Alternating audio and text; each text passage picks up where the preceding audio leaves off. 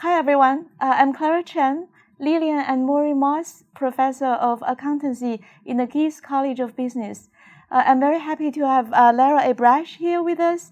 Lara is the Chairman and CEO of Deloitte Touche LLP. Lara, thank you so much for coming here. Thank you so much for having me. So I just have a few questions about the changes in the profession for you. So first of all, what are the current biggest challenges and biggest opportunities in your role as Chairman and CEO at Deloitte? So in my role, the most important thing as a CEO you can do is inspire people, have a vision, and really drive culture. And we are over 11,000 people in our audit and assurance practice, including India, and we're all across the country. And every year we have about 1,000 people join our workforce. So that means we have to be repetitive and clear on some of the things that matter most. For us, it's quality, making sure our people understand their purpose and drive high quality results in audit. That's number one. Two, that they understand our vision and they're willing to embrace change. They want to transform with us. That's really important. That they understand why they're here and what we all care about, our commitment to each other. We talk a lot about our shared values around purpose, well-being, and inclusion. So getting that message out a lot is, quite frankly, really, really challenging. Sometimes I feel like I'm a broken record because I know I've said it over and over and over again, but for some people, they're hearing it the first time. So culture and driving a culture that you really want to get end to end, that every person's doing the right thing, is by far our largest challenge. Mm-hmm. Great, thank you. So you mentioned inclusion. What does inclusion mean to you, and how is Deloitte working to advance inclusion in the workplace and in the accounting industry? Accounting is a place where inclusion really comes together, where it's about having people bring their unique voice. Inclusion is about making sure our people understand each other's thinking, why they're thinking what they're thinking, and recognize that we have diverse perspectives. Whether it's an accounting answer, how to use a technology, how to apply judgment, it's about making sure all of our people really listen to each other.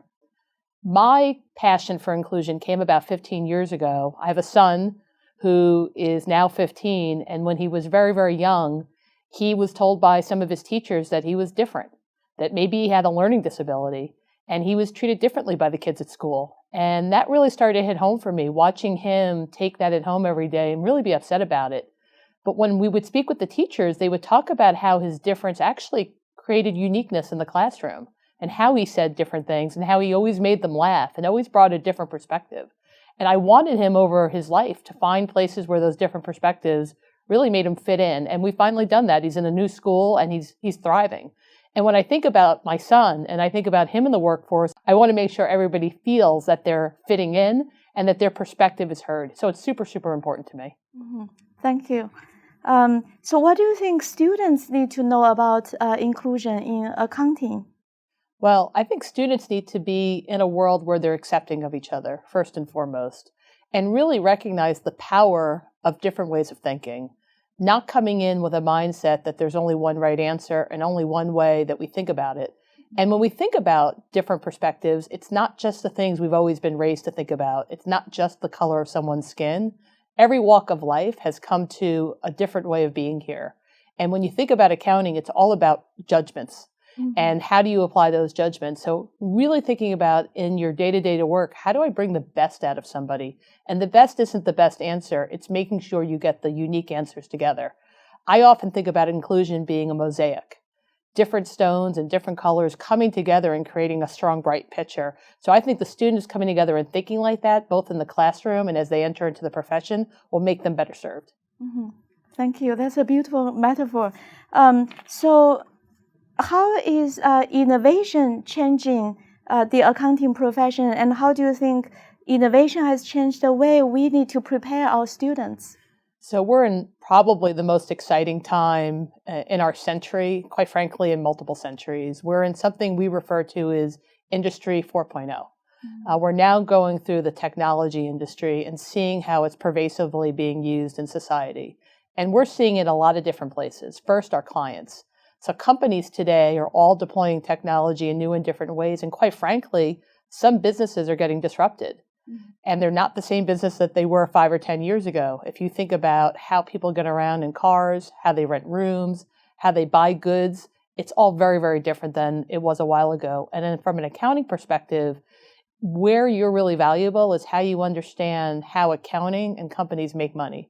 And when companies are changing really, really rapidly, that means the accountants have to move really, really quickly to understand the changes and be ready to navigate it. Mm-hmm. Also, we see in companies that they're transforming how they do their accounting, whether they're applying robotics into their organization, moving their enterprise software into the cloud, starting to dabble in artificial intelligence.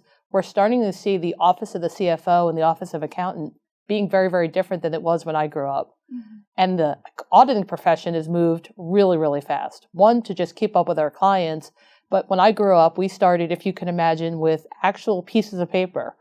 Do you know what I'm talking about? That would roll out over and over. And we would do things by writing things. We would foot the schedules ourselves by adding things up in a calculator. And today we have technology reading contracts, looking for differences, using machine learning. Mm-hmm. We have drones doing an inventory count as opposed to having our professionals have to be out there themselves. We're using mobile technology, cloud technology. So we've really seen an evolution of the audit profession. And as I think about the students coming in and the ones that'll be really successful, it's really going to be who can enable technology. It's not about writing code. Mm-hmm. It's really about understanding the power of computing and understanding how these different technologies could allow you to do better accounting, apply better judgment, and a better audit. It's also going to be really important that people have the ability to analyze data. And data today is very different in auditing. Today we have lists of schedules and we make samples, but in the future, we're starting to look at how data comes together. And you really need to understand critical thinking, how you apply big data and draw conclusions. But most importantly, it's still about humanity skills. People all believe that technology is going to take the way of the person, and the skill of the person has to be somebody who knows how to run the computer. But the most important skill is really going to be the person who can analyze the information, draw conclusions, make judgments, and most importantly in our profession, be able to articulate those clear and concise way. Mm-hmm. Yeah, thank you. And speaking of data analytics, we are really grateful to Deloitte for funding the Deloitte Center for Data Analytics. How do you think accounting education should change to incorporate data analytics and develop our students' analytical mindset? As schools are preparing their students for the workforce, data analytics is going to be core to almost every curriculum. So as I think about your school, and I know you're already doing this already, I just had lunch with a bunch of your professors.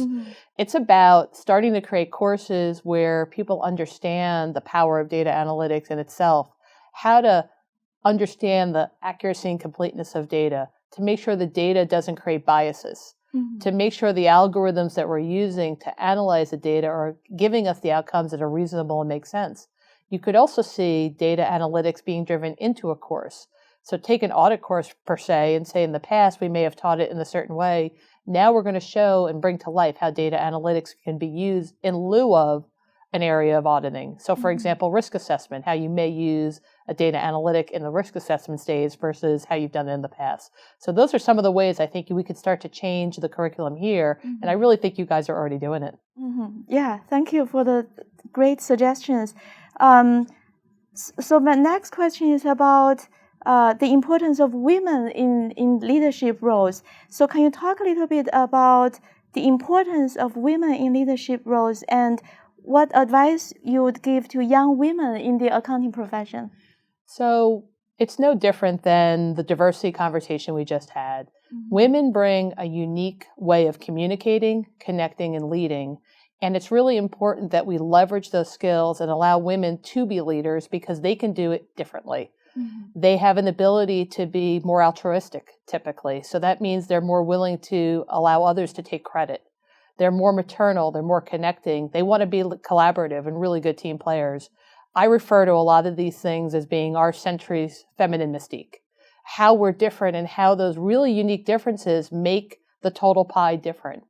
So I think women, first of all, need to really leverage their uniqueness as opposed to trying to shy away from what they are differently and trying to be like something they're not.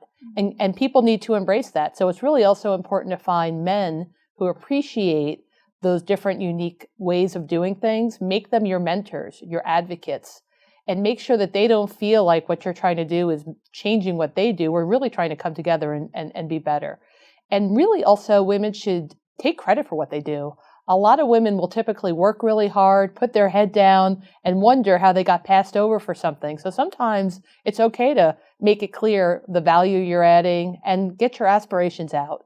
If you have a goal and you don't actually say the goal out loud, it's not really technically a goal then. Mm-hmm. So it's really important that women start to be more verbal and vocalize what their goals are. And lastly, pay it forward.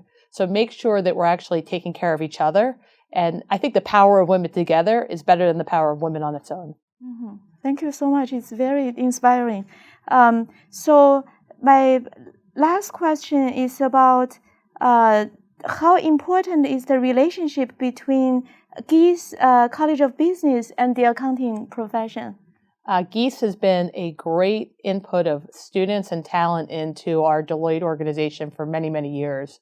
We still have nearly 1,000 professionals that have come out of this school sitting within Deloitte, and they're sitting in partner roles, leadership roles, and quite frankly, each and every day they're making us better. And sitting on the campus today, I'm super excited about the future that's going to come. The faculty really has some great things they're doing to make the students prepared for the future they're entering when they join us, Deloitte, no other place. Mm-hmm. And they're also really preparing the school as an academia to continue to lead in the country.